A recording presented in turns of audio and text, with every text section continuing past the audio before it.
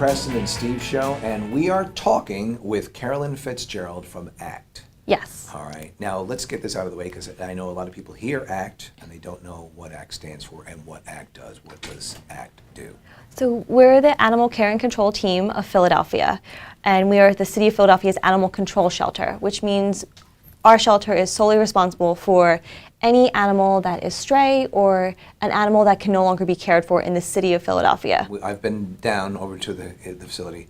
It is a voluminous, never-ending, revolving door of animals coming in. It is a Herculean task that you guys handle, and if more people saw it, I think you could have a great lesson for a lot of people on why they need to get their animals fixed and why. Yep.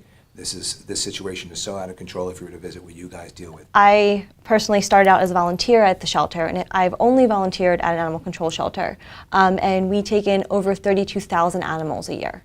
So when you let that think in, that's like a small private college. Yeah. Like huge. And it is just the sheer numbers you see some days are overwhelming, but we take every opportunity to do life-saving work and to get our animals out there and to get them to rescues or into foster homes or get them adopted. And these opportunities to talk about what we do, how we do it, and how we can do more with the public's help and with volunteers' help is one of the most important missions our shelter has. Taking care of a pet properly and adding a pet to your home, I think people have a misconception about, financially what an undertaking it can be. Yeah, it's almost like when people to liken it to having children. Yeah. People don't, a baby's a joy in some people's lives, and they're also expensive. Yeah. And they also require care, Yeah. and that's part of having an animal as part of your family, and that's what we really try to push. Animals are for companionship, and they're not, legally they're actually property, but they're not property when you view them with love.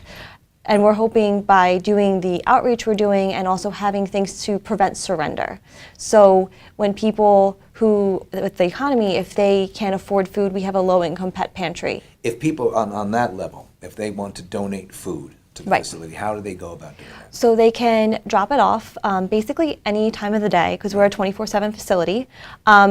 The best time would be between 8 a.m. and 10 p.m. and to leave it and say this is for the low-income food pantry. They can leave it in our lobby. So give just a couple extra bucks. You're feeling like you want to make a change. If you're an animal lover yourself, you have a few extra bucks. You buy an extra food. Yep, the food you buy for your animal, donate it to us. Okay. And then we can repurpose it for one of our low-income pet pantry parents. And if people want to volunteer, how does that happen? We have one of the most open volunteer programs, I think, in the region, which is really nice.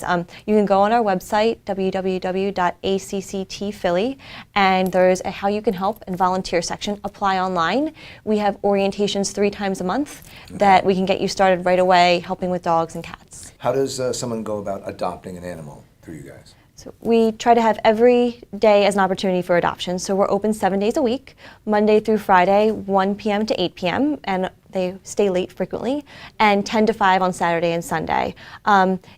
We do same-day adoptions. If the animal is spayed or neutered, they can leave that day and go home to their new family. Okay. There is a simple questionnaire. It's not an application. We want to make it as user-friendly as possible and not have any barriers to our adoption process. So you fill out this simple questionnaire, and then you sit and talk with a human being about what's going to fit to your family. And our counselors really feel out who could be the right match for you. And speaking of animals, we have to address. Yes, I have. Your I don't know if guest. you see. This is Grandma, and she's actually from ACCT. I took her home as a foster because we foster just like you do. Yeah, that's weird that because we have right now we have 7 cats and a dog. They're all that have been fostered. So. And she was supposed to be a non-permanent resident in my house, but didn't work out that way. Didn't work out that way. I've had her for 10 months, and I took her home because she had pneumonias and congestive heart failure. So she's fully on the mend and completely integrated into my home. Very cool. She's beautiful, and you guys do great work over there, and we thank you so much for coming by today. Oh, thank you.